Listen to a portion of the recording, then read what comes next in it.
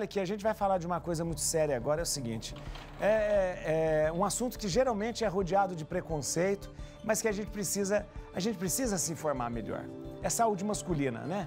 A mulher toma sempre mais conta, mais cuidado da sua família e geralmente é a mulher que acaba tomando conta da saúde do marido, dos filhos também, né? Mas está na hora dos homens começarem a se preocupar, principalmente no que diz respeito à próstata, ao exame de toque. Então é muito importante. Eu quero que você dê uma olhada nesse DT, porque depois a gente vai conversar com o médico.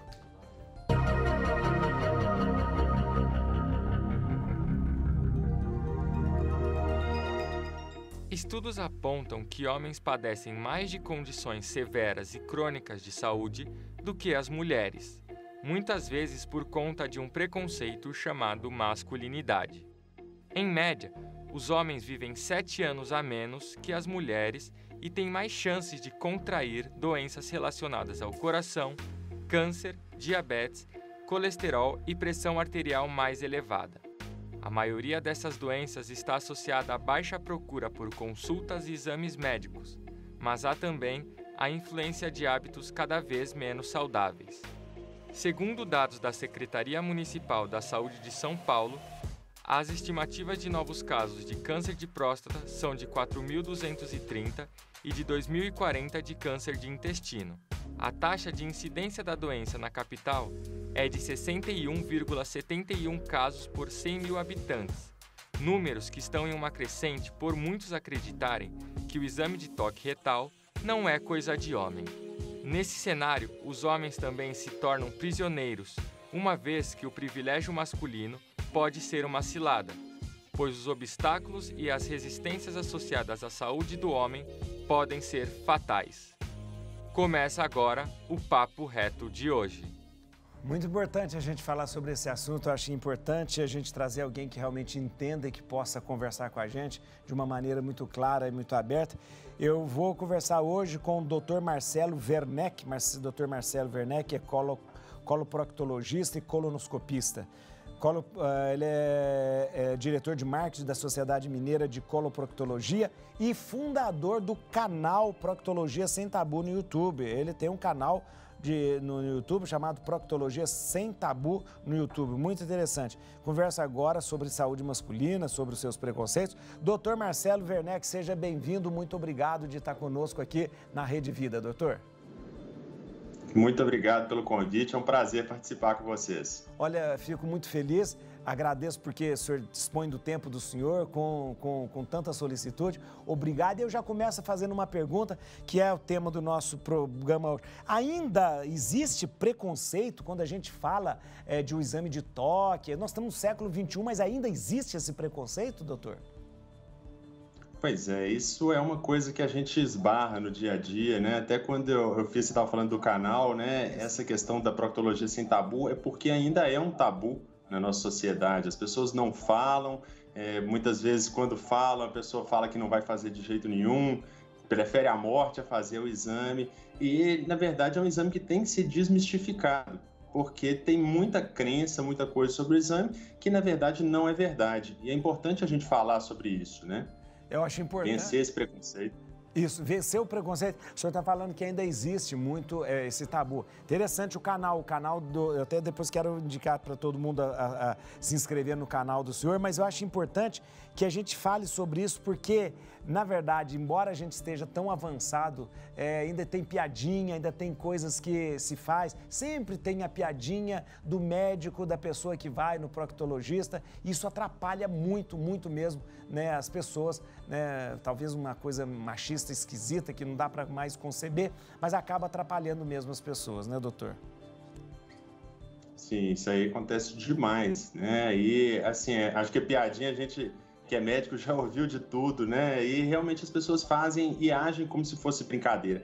E é importante a gente desmistificar isso, porque realmente não é brincadeira, né? A prevenção, quando a gente fala que é o melhor remédio, não tem a menor dúvida disso, né? O câncer detectado precocemente O câncer de próstata tem mais de 90% de cura. O câncer de intestino detectado precocemente, 95% de cura. Então, a gente tem que difundir isso. E a gente está agora exatamente no meio termo, entre o Setembro Verde, que a gente fez de campanha de prevenção do câncer de intestino, e entrando aí no Novembro Azul, da prevenção do câncer de próstata. Então, assim, são 2 meses que a gente dedica a divulgar a necessidade de fazer essa prevenção. Doutor, o câncer de próstata, existe também uma falsa compreensão de que o câncer de próstata só acomete a pessoa mais idosa. É verdade ou não é verdade isso?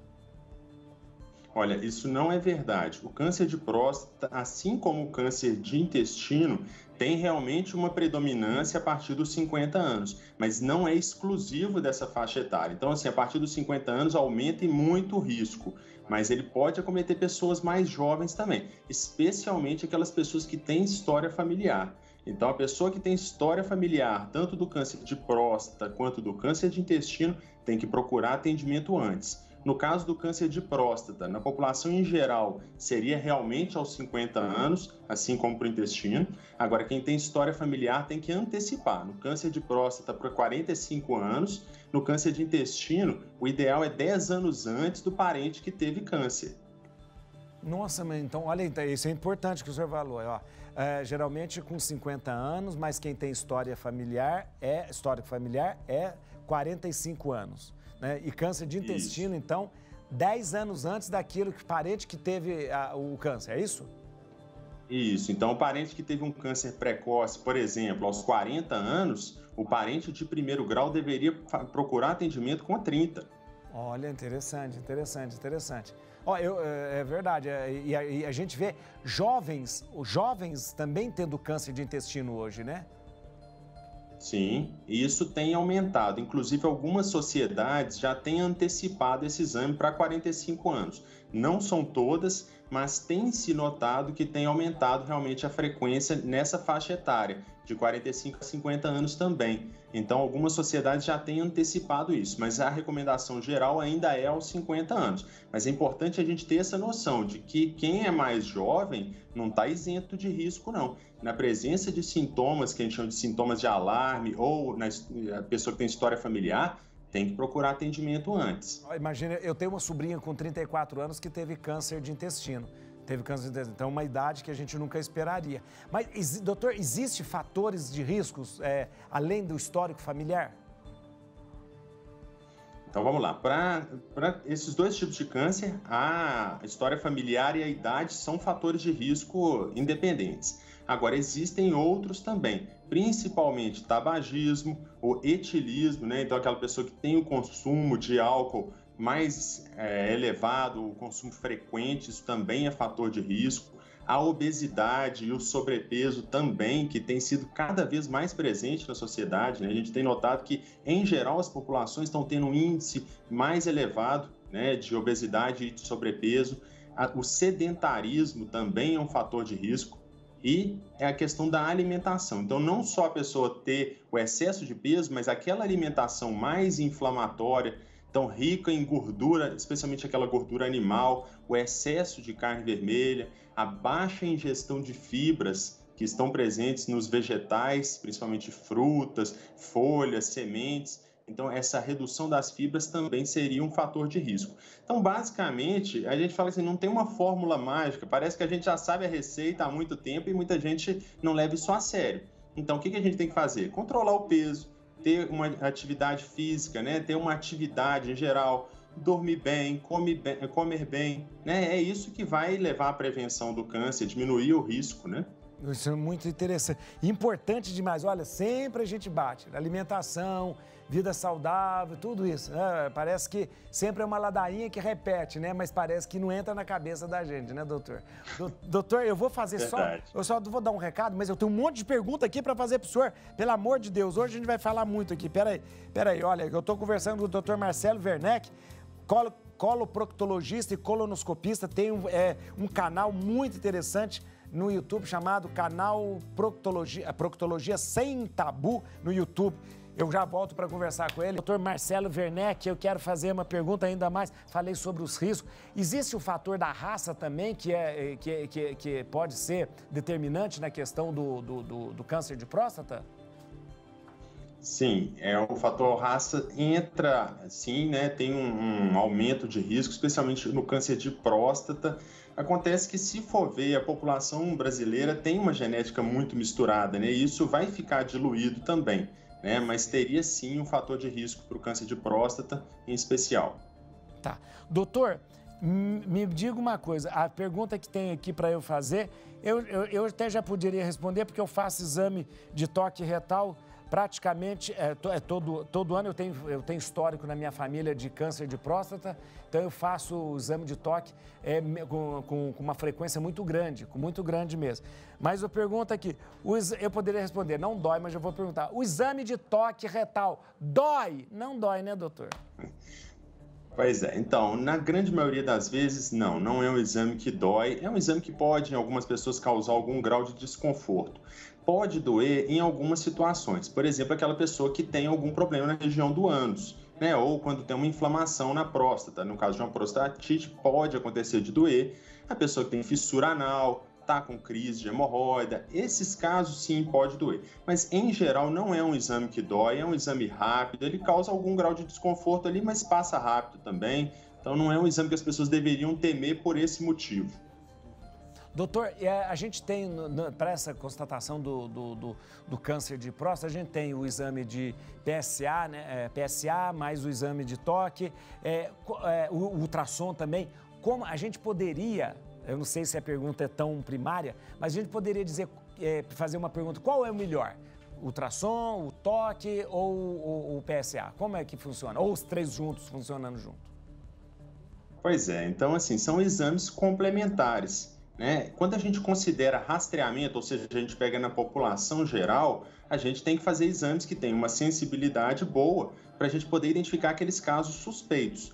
Então, numa população geral sem sintomas, o que a gente faz? Normalmente vai ser o exame de toque retal associado ao PSA. Se houver alguma dúvida, alguma suspeita, alguma nodulação, qualquer alteração, aí que entra o papel do ultrassom e outros exames também, por exemplo, biópsia, ressonância da próstata. Todos esses exames, então, são complementares. A gente não vai falar que um é melhor do que o outro. Mas em nível populacional de rastreamento, em geral, a gente vai usar o exame de toque e o PSA. Doutor, uma coisa que de repente eu acho que passa desapercebido é que na verdade, todo homem precisa fazer o exame de toque. Nós temos uma população transexual, mulheres transgêneras, que precisam também fazer o exame de toque, né? E mesmo por causa da incorrência de tantos hormônios que são feitos justamente nesse processo de transição, o exame de toque é fundamental também para mulheres trans. Sim, e não só pela questão da próstata, né? Especialmente assim, a pessoa que tem relação sexual pelo ânus, é importante também que tenha um acompanhamento com o coloproctologista para a gente ver se tem alguma alteração na região, se precisa fazer outros exames, aquela pesquisa de doenças sexualmente transmissíveis também, a gente tem que fazer no caso que foi indicado. Então, assim, deve fazer um acompanhamento sim. Doutor, no canal do senhor, quais são as maiores dúvidas, os maiores medos que existem, doutor? Nossa, hoje em dia são tantas perguntas que eu não estou dando conta de responder, sabe? São muitas perguntas e dos mais variados assuntos, que vai desde câncer, dúvidas sobre colostomia, sobre hemorroidas, fissuras. Então, assim, são muitas perguntas mesmo, todo mês. Aí eu tento sempre dar aquela atenção especial, mas realmente são tantas perguntas que hoje em dia eu não tenho conseguido responder a todos. Mas tem dos mais variados assuntos. Porque às vezes as pessoas têm vergonha de ir ao médico, né? E procura a internet, muitas vezes. Que bom que procure o canal do senhor, não procure só o Dr. Google, né? Porque aí a pessoa fica meio maluca, né? Mas eu acho importante que a pessoa, mesmo com todo esse tipo de informação, ela precisa do contato com o médico dela, né? Sim, pois é. Então, assim, uma das coisas que eu mais falo lá no canal, por sinal, é isso. Eu dou aquela orientação do que dá para orientar, mas eu, em geral, vou recomendar que procure atendimento. Não dá para a gente achar que aquilo ali vai substituir uma consulta, aquilo ali não é uma avaliação personalizada. Então, assim, a pessoa me manda uma dúvida, eu vou tentar esclarecer na medida do possível, mas nada substitui uma conversa com o médico, uma avaliação, né? Isso é muito importante. Então, eu faço muito isso, esse encaminhamento, tento orientar quais são os sintomas de alarme, sintomas que a pessoa tem que procurar com mais urgência. Muito bom. Ô, doutor, na verdade, o senhor é um coloproctologista, eu acho. Tem uma pergunta aqui, mas foi feito também para que a gente fizesse para o senhor.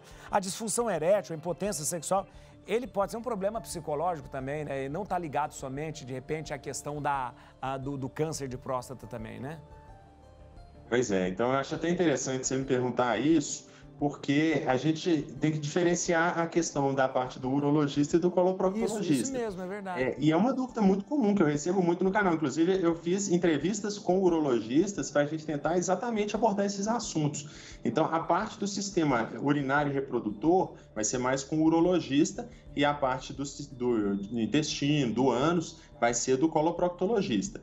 Mas essa pergunta é excelente, porque assim, o principal fator de risco eu diria que é esse, porque a parte psicológica vai influenciar demais na questão da ereção. E quanto mais insegura a pessoa fica, mais isso vai entrar, né? Mais vai ter esse papel aí, a pessoa vai ter mais dificuldade. Agora, existem inúmeros outros fatores. A disfunção erétil tem que ser pesquisada. Então, assim, por exemplo, deficiência de hormônios é uma causa comum naquela pessoa que tem uma deficiência de testosterona. Agora, aquela pessoa que também está obesa e sobrepeso, ela não tem fator de risco só para o câncer. A obesidade, a gordura, ela vai fazer o que a gente chama de aromatização do hormônio, né, da testosterona, diminuindo a atuação. Então, pode levar a um quadro de disfunção erétil só por causa disso. Uso de medicações para pressão, diuréticos, antidepressivos atuam também nisso, assim, de forma importante. A finasterida, né, que é muito usada para queda de cabelo, pode ter alguns efeitos também de diminuição da libido, dificuldade de ereção também. Claro que é um efeito, a princípio, reversível, né? Mas é importante a gente entender que, assim, o uso de medicação, uso de álcool, tudo isso pode influenciar. Mas a parte psicológica tem um papel importantíssimo, sem a menor dúvida. Doutor, olha, muito obrigado, quero agradecer ao senhor. Quero mais uma vez indicar aqui o canal do Dr. Marcelo Werneck, inscreva-se no canal do YouTube dele, Proctologia Sem Tabu. Posso dar os telefones aqui, doutor, para entrar em contato? 0 operadora 31, é Belo Horizonte, né, doutor? Isso. 997 20 18 72. Pode seguir o doutor no Instagram, gente, @dr.marcelowerneck. No Instagram, olha que beleza, e no canal do YouTube dele, que é muito interessante, e também no site do Dr. Marcelo Werneck. O site é muito fácil, www.drmarcelowerneck.com.br. Doutor, muito obrigado, agradeço ao senhor, obrigado do senhor ter tempo para falar com a gente, foi muito bom. O senhor não imagina como está repercutindo, as pessoas perguntando. Um sucesso aqui na Rede Vida, a sua presença com a gente aqui, doutor. Muito obrigado, viu? É um prazer. Muito obrigado. Um abraço. Um abraço, que beleza.